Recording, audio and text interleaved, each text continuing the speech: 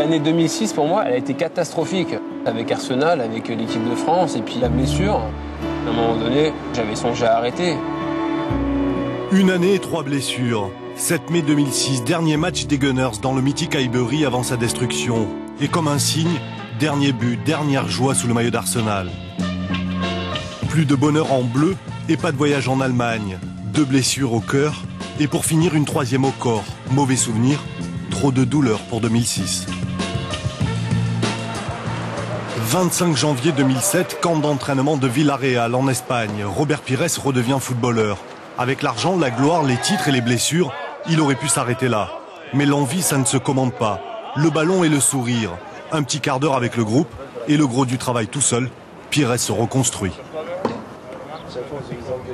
J'ai un pied dans le groupe, maintenant je pense que dans une dizaine de jours, je commencerai à vraiment m'entraîner avec eux. Mais bon là c'est dur, c'est frustrant. Villarreal est impatiente, Villarreal le désire. On dit qu'il ne manque que lui pour relancer la machine jaune.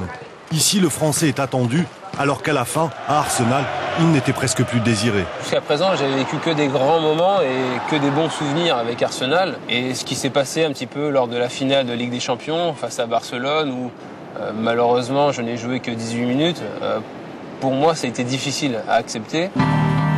6 ans de bonheur et la blessure infligée par le Mentor en finale de la Ligue des Champions.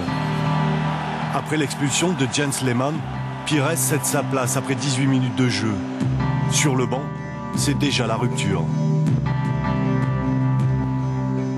C'était pesant, c'était lourd un petit peu l'atmosphère qu'il y avait eu justement par rapport à ces dernières semaines. Et puis moi je voulais quitter Arsenal sur une bonne note, sur des bons termes. Et puis bon, bah, il fallait après cet événement-là, il fallait faire les bagages. Digérer Arsenal et digérer les Bleus. Champion du monde, champion d'Europe, mais une fin en queue de poisson.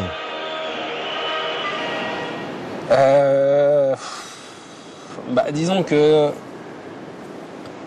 tant que j'aurai pas de communication avec le sélectionneur, c'est clair que ça sera fini. Pas de Coupe du Monde en 2006. Pourtant, Pires avait assuré la relève avant le retour des retraités. Un joueur cadre pour les nouveaux Bleus de Domenech. Mais 2 phrases lâchées à la sortie d'un match pathétique aux îles Féroé achèvent la belle histoire. Déjà savoir dans quel schéma on va jouer, tout simplement. Ça serait bien de le savoir. Maintenant, c'est au coach bien sûr de nous le dire et de le définir. 2 phrases de trop pour Domenech, Pires est banni.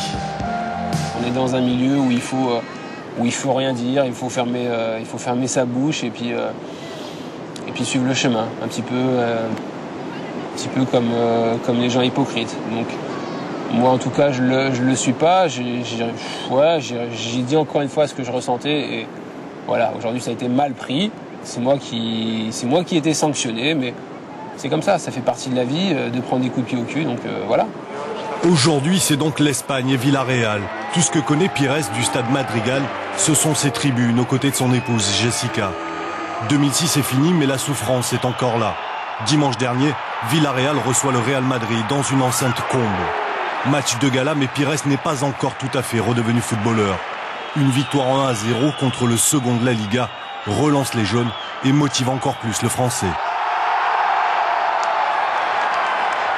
Robert, ça donne un petit peu envie là? Non, pas du tout. Non, mais c'est des matchs où tu sais qu'il y aura de la qualité sur le terrain, donc oui, tu as envie d'y être et surtout d'aider tes coéquipiers. Donc c'est ce que je disais un peu tout à l'heure, c'est que c'est la frustration, quoi. 4 heures de travail physique chaque jour. Depuis 5 mois, Pires ne pense qu'à revenir pour rendre ce que Villarreal lui donne, la confiance. Il aurait pu arrêter, il a choisi une dernière aventure pour ne pas finir blessé. Il y a ce nouveau challenge qui m'attend. Je sais qu'il va être difficile à surmonter. Mais en tout cas, ça m'a donné beaucoup plus de force, cette blessure. Et aujourd'hui, j'ai envie de démontrer que je suis pas mort.